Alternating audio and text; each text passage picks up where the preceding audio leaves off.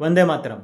दोस्तों, नई दिल्ली में आयोजित इंडिया एआई इम्पैक्ट समिट 2026 केवल एक अंतर्राष्ट्रीय सम्मेलन नहीं है, बल्कि एक ऐसा मंच है जिसके द्वारा पूरी दुनिया भारत को देख रही है, सुन रही है।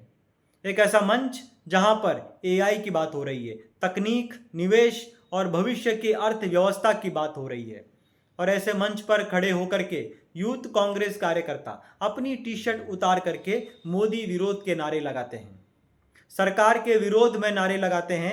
तो यह विरोध केवल सरकार का नहीं रह जाता, बल्कि भारत के लोकतंत्र को शर्मसार करने वाली हरकत बन जाती है और एआई तकनीक के क्षेत्र में उभरते हुए भारत की तस्वीर को धूमिल करने का प्रयास बन जाता है। राहुल गांधी जी केवल कांग्रेस के नेता नहीं हैं, बल्कि संसद के भीतर नेता प्रतिपक्ष भी हैं। इसीलिए लोकतांत्रिक मूल्यों को मजबूत करने की जिम्मेदारी जितनी सरकार की है, उतनी ही नेता प्रतिपक्ष की भी है।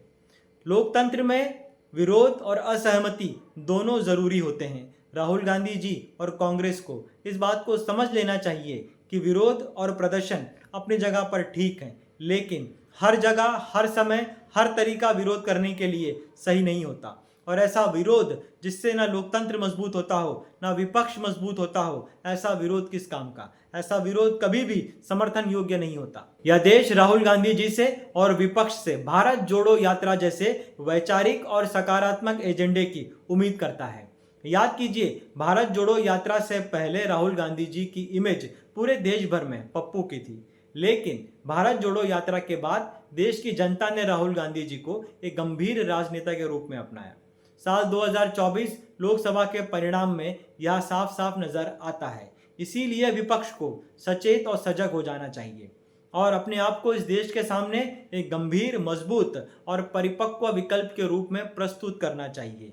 क्योंकि साहब, आज आप लोग संसद से लेकर के सड़क तक हर जगह मौजूद हैं। ठीक है, देश की मीडिया आपकी बात नहीं सुनती, लेकिन आपके पास सोशल मीडिया है। सोशल मीडिया के माध्यम से आप लोगों तक पहुंच सकते हैं, अपनी बात लोगों तक पहुंचा सकते हैं। लेकिन इस तरह की ओछी राजनीति और अपरिपक्व राजनीति ना आपके लिए फायदेमंद है और ना ही देश की जनता के लिए। कांग्रेस को यह बात भली भांति समझ लेनी चाहिए कि यहाँ पर आलोचना उनके विरोध करने के लिए नहीं, बल्कि उनके विरोध करने के तरीके को लेकर के हो रही है।